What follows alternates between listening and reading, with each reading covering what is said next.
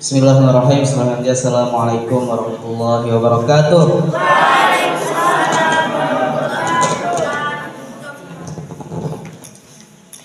Kaifa halukum? Adik-adikku, santri-santriwati yang dirahmati oleh Allah Subhanahu wa taala. Alhamdulillah, pada malam yang penuh dengan keberkahan ini kita masih diberikan kesehatan, keafiatan oleh Allah Subhanahu wa taala. Salawat beserta salam kalau kita aturkan pada Nabi Muhammad sallallahu alaihi wasallam.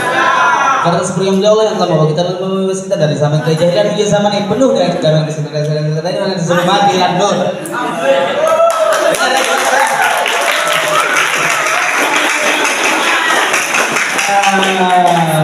Apa ya? Mungkin sedikit saya ingin sampaikan kepada kita semua untuk tetap semangat bahwa ini adalah PR kita yang mungkin bagi kita di sini sebuah ajang perlombaan. Tapi kalau kita udah di luar, terutama di masyarakat, itu tidak ada namanya perlombaan, yang dimana kita akan tetap digunakan. Contoh saja minimal kita bisa pimpin zikir. Berarti kita disuruh zikir nggak permit. Ini tujuannya apa? Karena kalau kita sudah ditahu anak pondok, mau tidak mau kita harus tetap digunakan oleh masyarakat. Minimal seperti tadi itu, minimal kita bisa pimpin zikir. Oleh karena itu jangan takut untuk jadi terdepan. Ketika kalian berani maju saja ke depan sini, itu sudah poin apa namanya itu, poin mental kalian itu sudah terbangun di teman-teman kalian. Belum tentu orang yang tertawakan kalian di belakang itu belum tentu bisa berdiri di depan. Makanya ada pepatah mengatakan tong kosong nyaring bunyinya. Kirain mau jatuh tadi. Jadi maksudnya di sana adalah biasanya orang yang tidak bisa itu lebih banyak berbicara dibandingkan orang yang bisa. Makanya kalau kalian berdiri di depan silahkan. Tidak maupun tidak tahu, walaupun memang aslinya kalian tidak tahu, ya berdiri aja di depan. Yang penting berani maju di depan. Perkara kita tidak bisa, kita di sini belajar. Karena nanti kalau sudah di luar di masyarakat itu tidak ada namanya kita tidak bisa. Kita hanya ditahu sama masyarakat itu kita pasti bisa.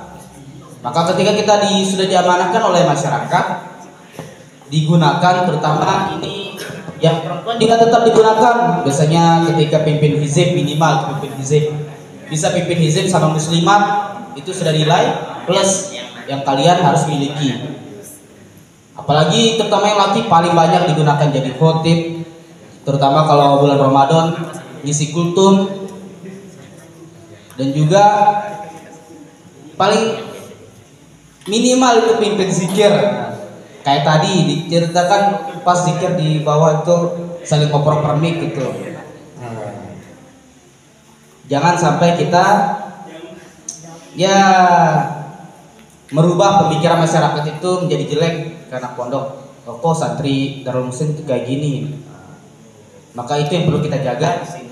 Jadi silakan hal-hal yang mendasar itu perlu kita perbaiki. Dan juga alhamdulillah, mudah-mudahan kita tetap diberikan kesehatan, keafiatan oleh Allah Subhanahu wa taala. Berhubung ini bulan Maulid, jadi mari kita perbanyak bersolawat kepada Rasul sallallahu alaihi wasallam. Kita sudah memasuki tanggal 2 Rabiul Awal. Meskipun banyak yang mengatakan kalau kita mengadakan Maulid itu adalah bid'ah.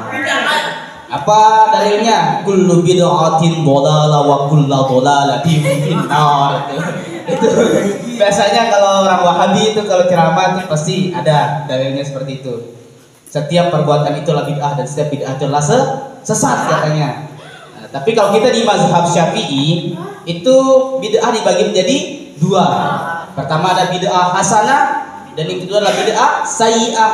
Nah, bid'ah hasanah ini adalah bid'ah yang tidak ada pada zaman Rasul tapi baik untuk kita kerjakan pada zaman ini. Contohnya seperti Maulid. Memang Rasul tidak pernah merayakan Maulid dulu, tidak pernah Rasul, ayo rayain ulang tahun saya. Tidak pernah Rasul dulu mengatakan seperti itu.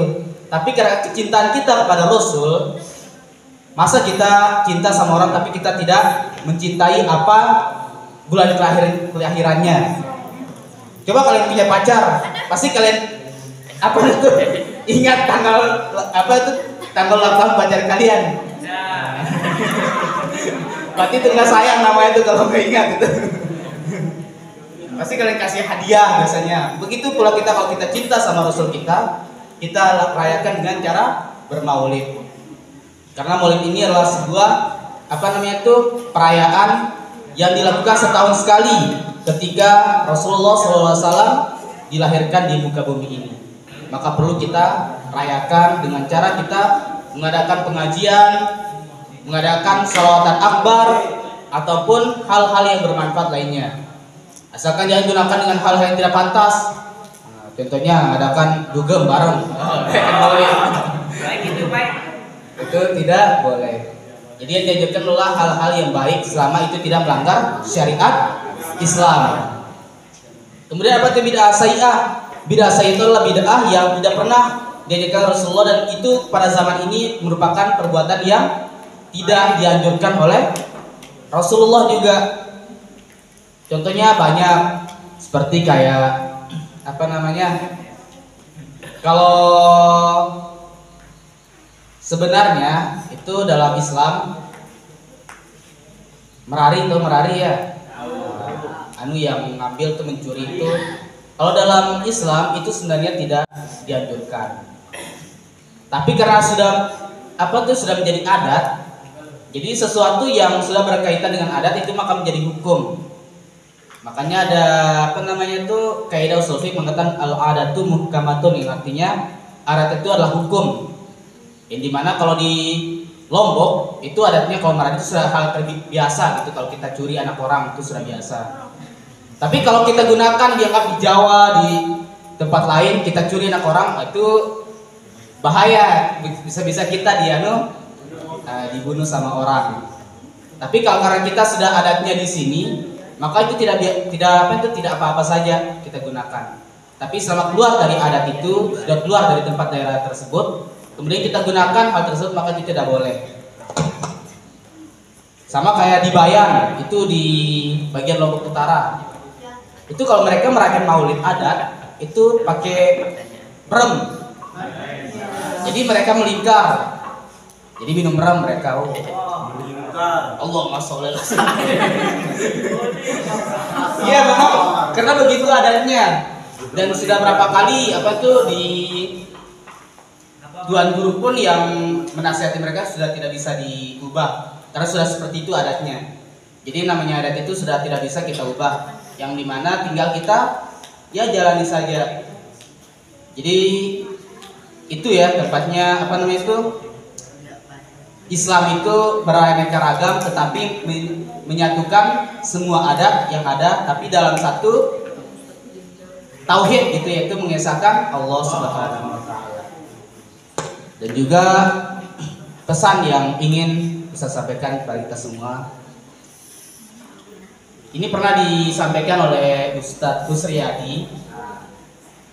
Itu kalimatnya bagus ya.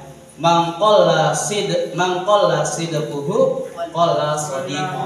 Ada itu artinya? Jadi artinya itu barang siapa yang sedikit kejujurannya, maka akan sedikit temannya.